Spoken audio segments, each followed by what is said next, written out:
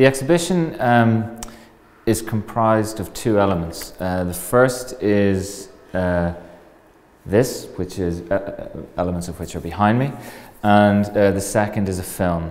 So the film is called Saturn and Beyond, and it looks at the history of international communication, but also the history of Alzheimer's and dementia, which is increasing in this century. And then finally it looks at our knowledge of the near solar system. The planet Saturn is the last planet that can be seen with the human eye, and anything after that we need technology.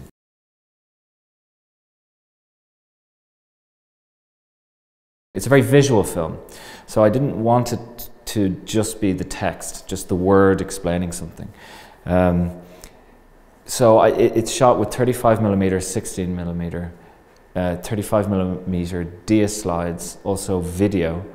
And so for me it was important that whilst you're reflecting upon and listening to an account of the development of technology in terms of communication, you're also looking at the development of visual technology and also its death. So the film ultimately reflects on the death of everything, the death of our minds, the death of humanity, the death of the sun even.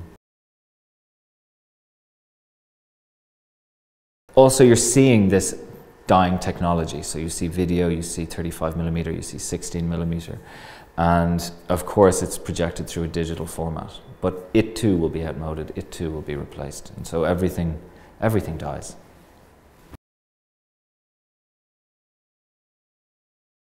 So these elements are from a museum that was founded in 1981, a museum of broadcasting.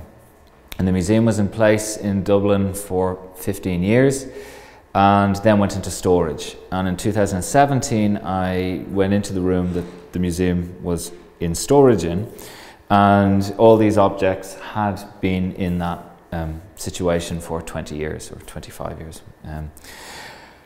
And the museum was founded by my father, who is an electrician, and he was working in the National State Broadcaster, RTE, and as all the technology was being changed and updated, the old technology was being discarded, and he felt that it would be good to preserve some of this technology, old, outmoded technology, build upon it, and create a museum of broadcasting, and a museum that looked at the history of Irish broadcasting, because Ireland was very significant in terms of the history of transatlantic communications for two main reasons. The first reason being that the first transatlantic cable was laid between Valentia Island on the west coast of Ireland and Newfoundland.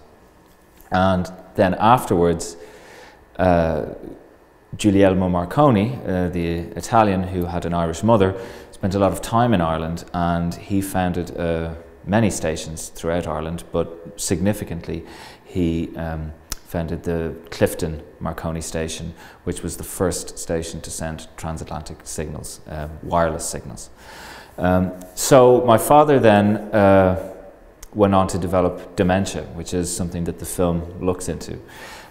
So for me there was a metaphorical and tragic irony to the fact that the founder of a museum of broadcasting and communication would develop a disease which meant he could no longer communicate.